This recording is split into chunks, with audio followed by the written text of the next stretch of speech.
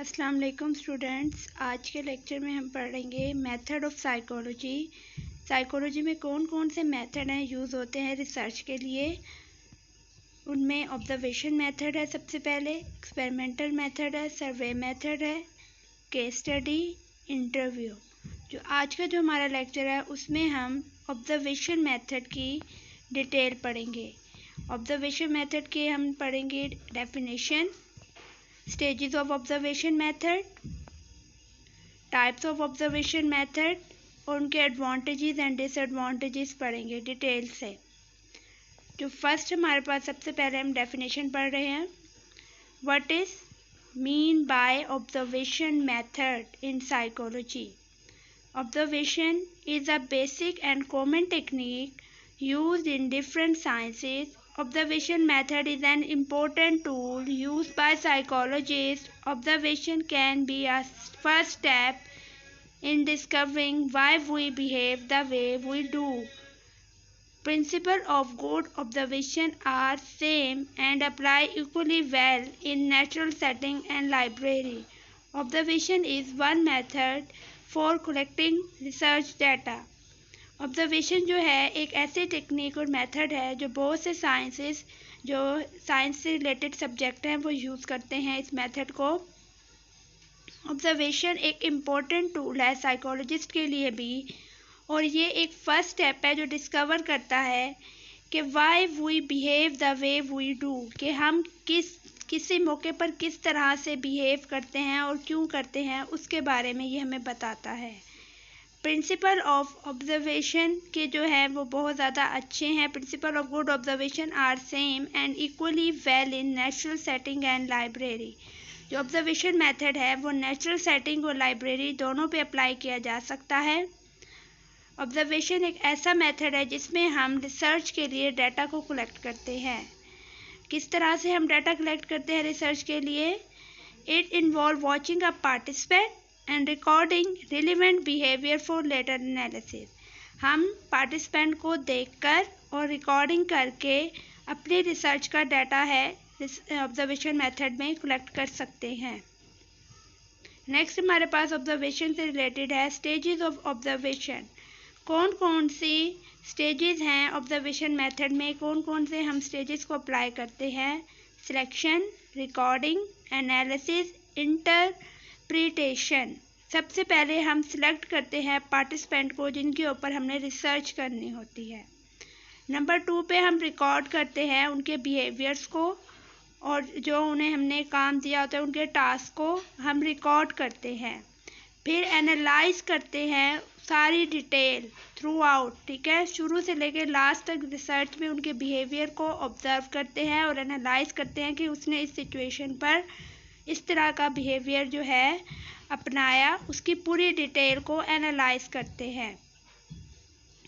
Interpretation में हम explain करते हैं और प्रोवाइड करते हैं मेजरमेंट के ऑब्जर्वेशन के कौन कौन से एस्पेक्ट थे और कौन कौन से मेजरमेंट जो हैं करना ज़रूरी है, उनको मेजरमेंट प्रोवाइड करते हैं, स्केल्स प्रोवाइड करते हैं। नेक्स्ट हमारे पास है observation method in data collection. Observation method में डाटा किस किस तरीके से कलेक्ट किया जा सकता है, कौन कौन सी डाटा की टाइप्स होती हैं जो हम कलेक्ट कर सकते हैं? स्ट्रक्चर्ड ऑब्जर्वेशन और अनस्ट्रक्चर्ड ऑब्जर्वेशन मेथड। जो स्ट्रक्चर्ड ऑब्जर्वेशन मेथड है, this is a systematic observation method where data is collected as a predefined schedule. The specific variable is used in this method for data collection.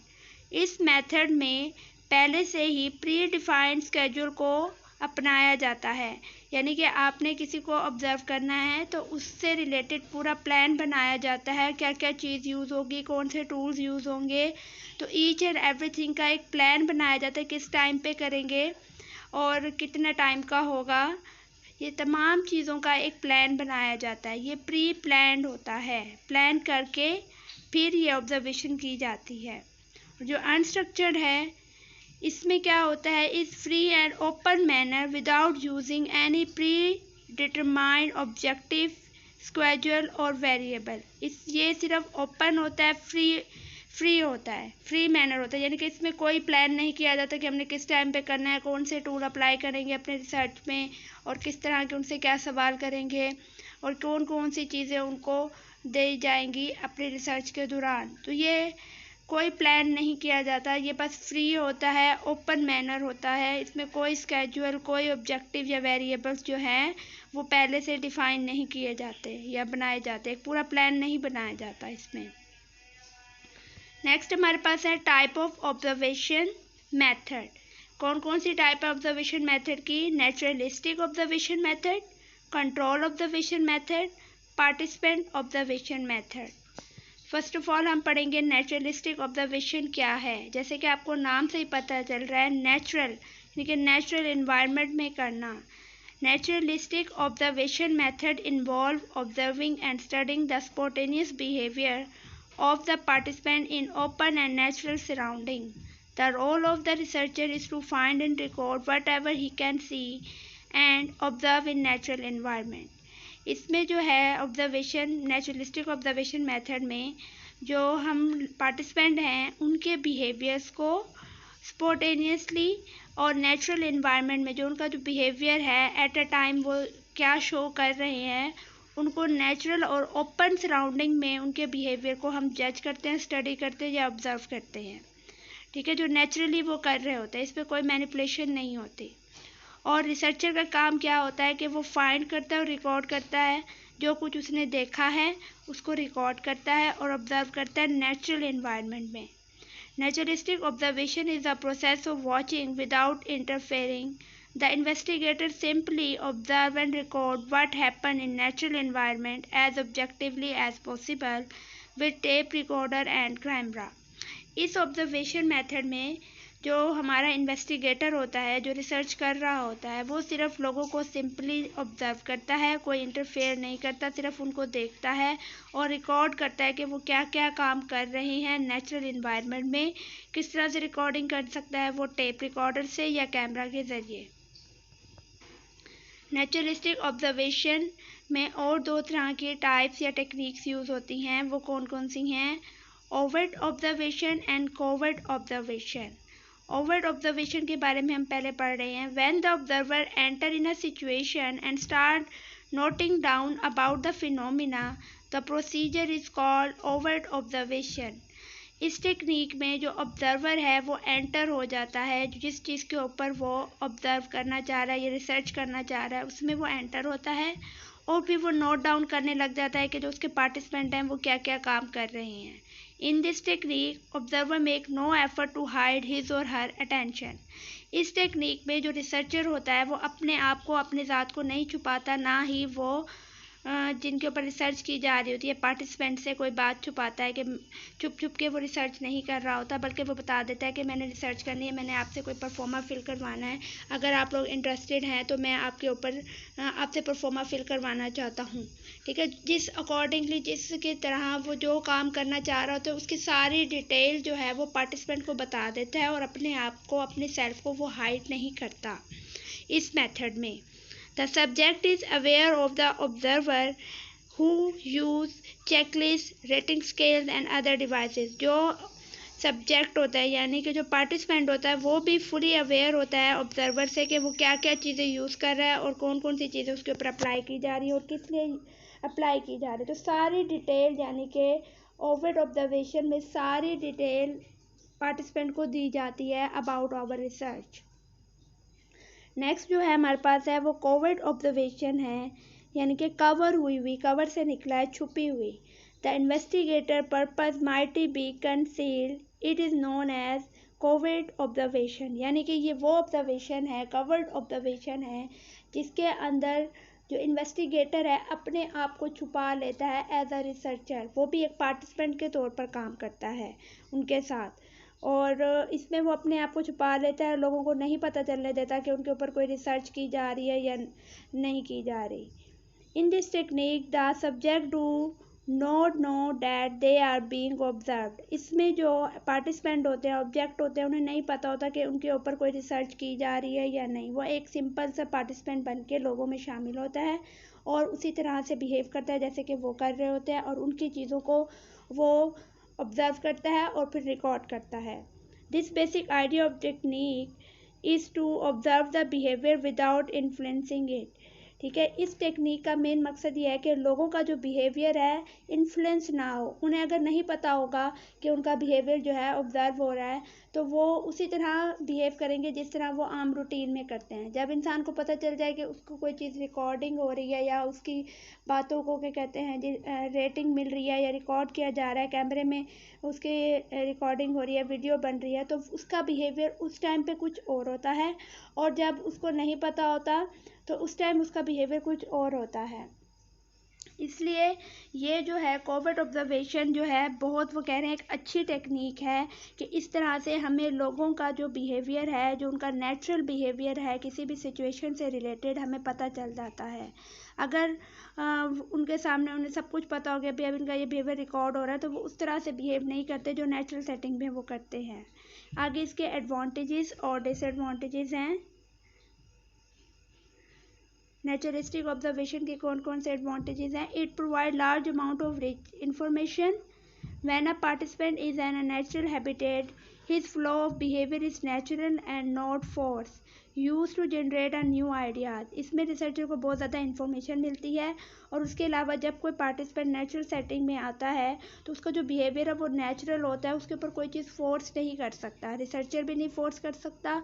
तो वो ये कह रहे हैं कि ये नेचुरल होता है बिल्कुल उसका बिहेवियर और उस पर कोई चीज़ फोर्स नहीं की जा रही होती कि आपने ये काम करना ज़रूर ही करना है।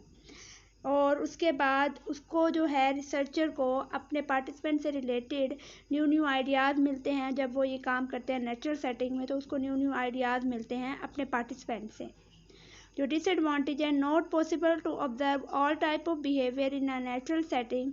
This observation cannot explain the behavior when people know that they are being observed and they tend to act differently. अब इसके जो दो डिसएडवांटेज थे, जो नुकसानात थे या लिमिटेशन थी, वो ये थी, वो कह रहे हैं कि हर बिहेवियर को हम नेचुरल सेटिंग में ऑब्जर्व नहीं कर सकते। और उसके अलावा वो कह रहे हैं इसका जो लिमिटेशन या डिसएडवांटेज आप कह लें, वो कह रहे हैं कि जब इंसान को पता चल जाए कि उसको ऑब्जर्व किया जा रहा है तो उसका जो एक्ट है वो डिफरेंट होना शुरू हो जाता है। वो नेचुरल सेटिंग से या उसका जो नेचुरल बिहेवियर आ रहा है किसी भी सिचुएशन से रिलेटेड वो उस तरह का शो नहीं करता। ठीक है, वो अपने आप को प्रिटेंड करता है या वो बायसनेस शो करता है अपने बिहेवियर में। नेक्स्ट हमारे पास जो इसकी टाइप है ऑब्जर्वेशन मेथड की, कंट्रोल ऑब्जर्वेशन है। Control observation are likely to be carry out in a psychological laboratory. As usually इसको स्ट्रक्चर्ड ऑब्जर्वेशन भी कहा जाता है कंट्रोल ऑब्जर्वेशन को। इसमें हर चीज़ जो है प्री प्लान्ड होती है।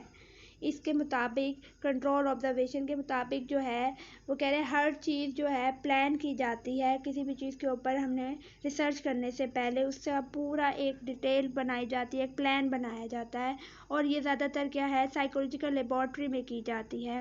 Researcher decide where the observation will take place at what time with which participant in what circumstances. Researcher जो है एक पूरा प्लान बनाता है कि ऑब्जर्वेशन किस जगह पे होनी है, किस टाइम होनी है, किस पार्टिसिपेंट पे होनी है और किन हालात में होनी है। यानी कि एक पूरा प्लान बनाया जाता है कंट्रोल ऑब्जर्वेशन का। Use a standardised procedure, participant are randomly allocated to each independent variable group. और वो ये कह रहे हैं कि एक स्टैंडर्डाइज्ड प्रोसीजर के मुताबिक ऑब्जर्वेशन की जाती है और पार्टिसिपेंट को इंडिपेंडेंट वेरिएबल ग्रुप में से रैंडमली किसी भी इंसान को चुन लिया जाता है रिसर्च के लिए। आगे वो कह रहे हैं जी कंट्रोल ऑब्जर्वेशन। कंट्रोल ऑब्जर्वेशन के जो है वो एडवांटेजेस और डिसएडवांटेजेस कौन कौन से हैं? Advantages of control observation can be easily replicated by other researchers by using the same observation schedule. Observer can have control over variable, a less time consuming method compared to naturalistic observation. वो ये कह रहे हैं कि इसके advantages ये है कि कोई भी रिसर्चर इजीली कोई भी शेड्यूल बनाकर अपनी रिसर्च कर सकता है, क्योंकि ये स्केड्यूल के रिलेटेड होती है, ये शेड्यूल से रिलेटेड होती है। इसमें पूरा एक प्लान बनाया जाता है, तो ये रिसर्चर के लिए बहुत ईजी है ये रिसर्च करना, कि वो प्लान बना के किस टाइम क्या करना है, किस पार्टिसिपेंट पे करना है, किन हालात पे अपनी रिसर्च करनी है, किन लोगों को रिसर्च में लेना है अपने टॉपिक से रिलेटेड, तो एक पूरा प्लान बना लेते हैं। तो ये तमाम रिसर्चर्स के लिए बहुत ज़्यादा आसान होता है जो रिसर्च करना चाहते हैं, और ये कंट्रोल होता है। उसके अलावा ये टाइम कंज्यूमिंग भी नहीं है, इस पर ज़्यादा टाइम भी नहीं लगता, जबकि नेचुरलिस्टिक ऑब्जर्वेशन पे टाइम लगता है, क्योंकि जब तक वो नेचुरल सेटिंग में नहीं आएगा उस टाइम तक हम उसको रिकॉर्ड नहीं कर सकेंगे। कंट्रोल में ऐसी चीज़ नहीं है, वो प्री प्लान्ड होता है, प्लान के मुताबिक सब कुछ करना पड़ता है, तो उसमें टाइम कम लगता है। उसके बाद वो कह रहे हैं वन डिसएडवांटेजेस जो है, one participant know they are being watch they may act differently. इसका भी डिसएडवांटेज यही है कि जब किसी इंसान को पता चल जाएगा उसको ऑब्जर्व किया जा रहा है, तो उसका जो एक्ट है वो डिफरेंट होना शुरू हो जाएगा। नेक्स्ट जो हमारे पास इसकी टाइप है वो है participant observation. Participant observation involve active participation of the observer. In participant observation, observer play a dual role. They observe people behavior and participate actively in that situation.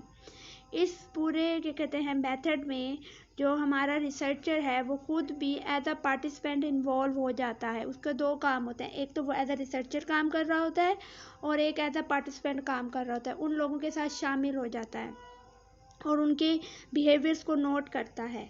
In this way subject do not know that they are being observe. This quality make the technique very effective.